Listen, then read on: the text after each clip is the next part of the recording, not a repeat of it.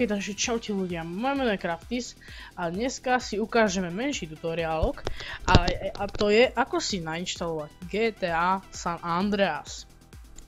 Je to veľmi ľahké, nepotrebujete na to uTorrent, žiadne takéto aplikácie alebo dá sa povedať, že nejaké programy a proste to iba nainštalujete z netu a to si následne ukážeme. Najskôr poďme na jednu stránku, ktorá má do popisku videa. Malo by to byť toto. Takže nie je tam vir, môžete si tu prečítať aj toto. Komentáre. Takže prvé čo spravíme, vlastne je to aj SAMP. SAMP je vlastne San Andreas. Takže dáme stáhnuť rýchle. Tu si opíšeme tento text, dbsd, stiahnete si to, nebojte, že ani vírus tam není, ručím vám za to. Druhý krok, čo spravíme, tak si najskôr si ukážeme, ako si nainštalovať to GTAčko. Môžete si to aj extrahovať, to tak si to extrahujeme, ale to by zase dlho trvalo. A tu máme takéto, alebo ja si to toto extrahujem. Bude to trochu, no, bude to veľmi ľahko trvať, podľa toho, aký máte počítač. Teraz si chvíľku počkáme teda. SAMPčko vám, zatiaľ keď sa to extrahuje, to si stiahnem SAMP. Najlepšie SAMPčko vám doporučujem SAMP 037. Z dôvodu, že to je najlepšie, alebo že tam je najviac server, najviac ako keby, no serverov je viac na to. Takže poviem aj to vám dám do popisku videa, stiahnete to SAMP 037 klient, následne si ukážeme, ako si ho nainštalovať. No sa musí spraviť toto. Tuto čo máte tuto si ukážeme, že tam je SAMPčko staré, takže to si určite nesťahujte. No vlastne si to neinštalujte. Takže môžeme to mať, toto si môžete nechať kľudne, keby ste to náhodou odinštalovali. Poďme sem a toto si môžeme kľudne odinštalovať. Ale ja si to tam pre istotu nechám. Otvoríme si Grand Theft Auto San Andreas. Počkáme si chvíľku, dlho sa to načítava, no. Dáme áno. A tu si nájdeme, kde si to GTAčko chceme uložiť.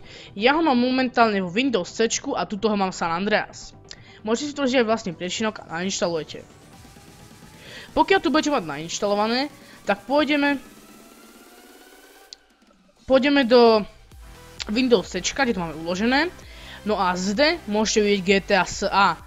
Poté, čo na to kliknete, ešte som chcel povedať, že nedávajte si to na plochu, potom vám to nespustí, musíte to nechať v tom priečinku. A SAMPčko vy tu nebudete mať. To si teraz následne ukážeme. Môžete to dať sem. Neviem, či to mám, neviem, kde to mám. SAMP 037 install. Takto by to malo vyzerať. Otvoríme. Áno. Dáme aj gry. A nájdeme si tam, kde máme to GTAčko nainštalované. Tak, a dáme len OK. A install.